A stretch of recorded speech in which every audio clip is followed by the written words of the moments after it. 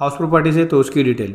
ठीक है, manufacturing account की बात करें, ये मैन्युफैक्चरिंग अकाउंट किसके लिए हो गया, जब बिजनेस एंड प्रोफेशन से इनकम देंगे तो मैन्युफैक्चरिंग अकाउंट में डिटेल आपको देनी होगी, बिजनेस का code, opening stock, closing stock, purchase, direct expense, factory overhead, cost of goods produce, COGS हो गया।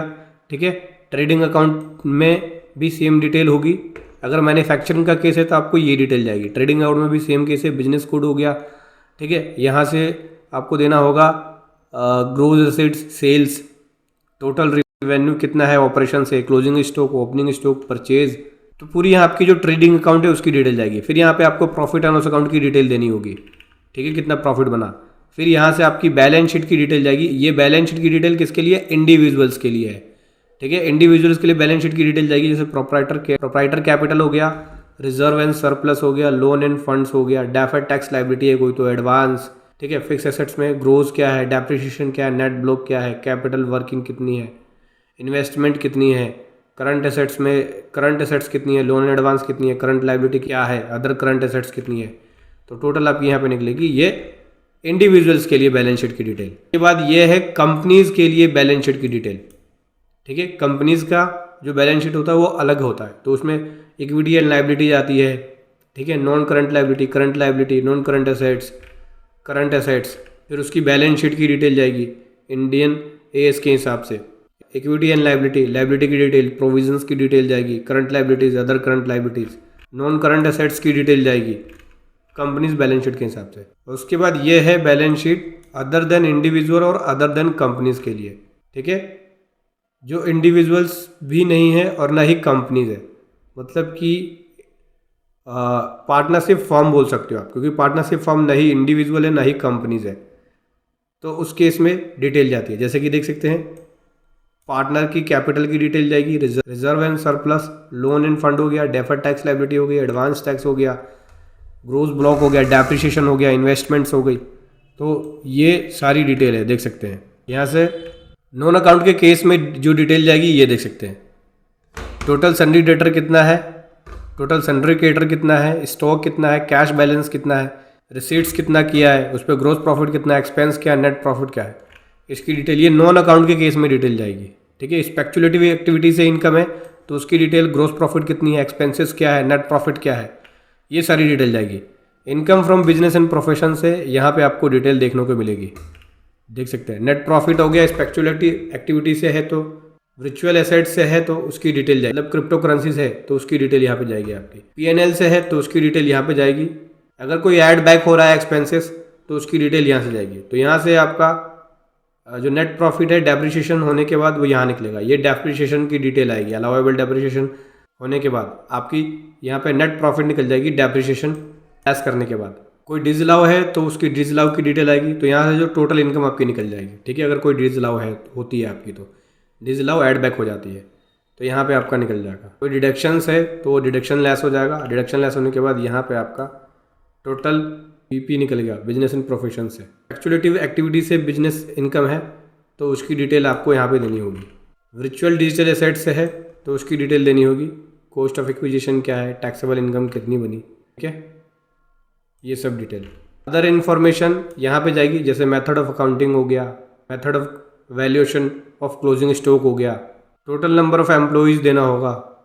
ठीक है, मैंडेटरी होगा in case provident fund PF दे रखा है तो उस केस में मैंडेटरी होगी इसकी इन्फॉर्मेशन देनी। फॉरेन रेमिटेंस है कोई तो फॉरेन रेमिटेंस की डिटेल देनी होगी।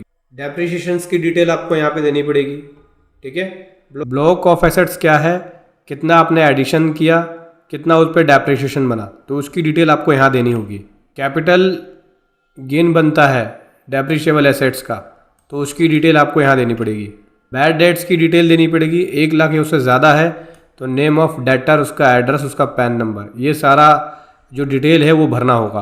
कैपिटल गेन से इनकम बनती है तो उसकी डिटेल आपको यहाँ पे देनी पड़ेगी। जैसे डेट ऑफ परचेज या इक्विजिशन, डेट ऑफ सेल या ट्रांसफ़र, जब आपने शेयर परचेज किया या सेल किया तो उसकी डेट, उसकी फेस वैल्यू क्या है, कितनी क्वांटिटी है, कौन सी कंपनी की है, तो वो सारी डिटेल आपको यहाँ पे देनी पड़ेगी। यहाँ से आपकी कैपिटल गेन इनकम निकलेगी। कोई पास थ्रू इनकम है तो उसकी डिटेल यहाँ पे देनी पड़ेगी।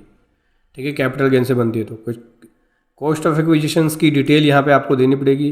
ये ट्रांसफ़र है तो डिटेल ऑफ ट्रांसफर की डिटेल जाएगी, ठीक है। डिडक्शन है तो उसकी डिटेल 54 के अंदर, 54B में कोई डिडक्शन है तो उसकी डिटेल, डी में है तो उसकी डिटेल, यहाँ पे सब डिडक्शंस की डिटेल जाएगी अगर कोई डिडक्शंस बनती है तो। सेल ऑफ इक्विटी शेयर्स है तो उसकी डिटेल यहाँ पे जाएगी, पहले शॉर्ट टर्म वाली और यहाँ पे लॉन्ग टर्म वाली। अदर सोर्स की इनकम है तो उसकी डिटेल जाएगी कि कितना आपकी अदर सोर्स से इनकम है। कोई पास थ्रू इनकम है अदर सोर्स वाली तो उसकी डिटेल जाएगी। इनकम फ्रॉम रे सोर्स है तो उसकी डिटेल, रे सोर्स से इनकम है तो उसकी डिटेल यहाँ पे जाएगी।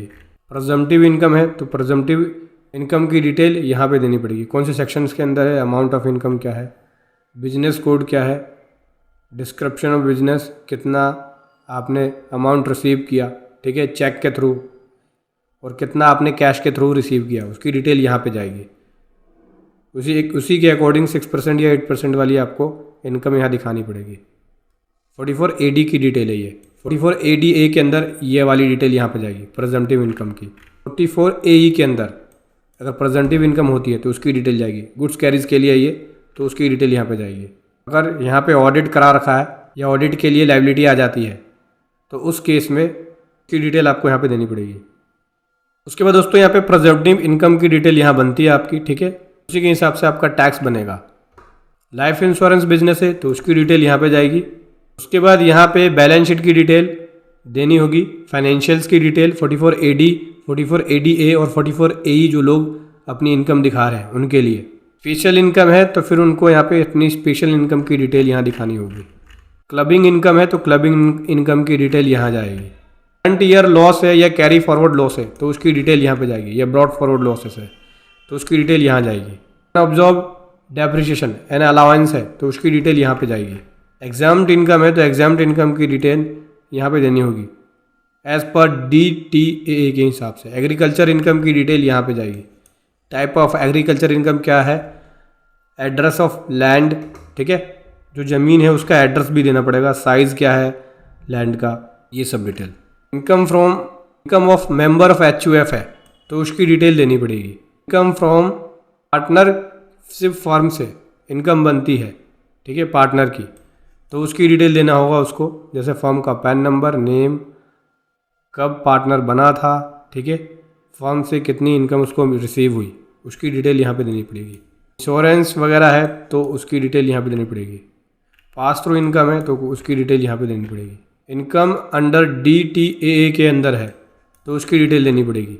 सेक्शन 80D का कोई डिडक्शन है तो उसकी डिटेल यहाँ जाएगी। 80G का यहाँ जाएगा, 80GG का यहाँ जाएगा, फिर 80GGB का, 80GGC, 80IE, 80IB, 80ICIE, 80JJA, 80LA का यहाँ पे, 80P का आपको यहाँ पे दिखेगा, फिर सेक्शन 10AA के हिसाब से यहाँ पे डिडक्शंस दिखेगा।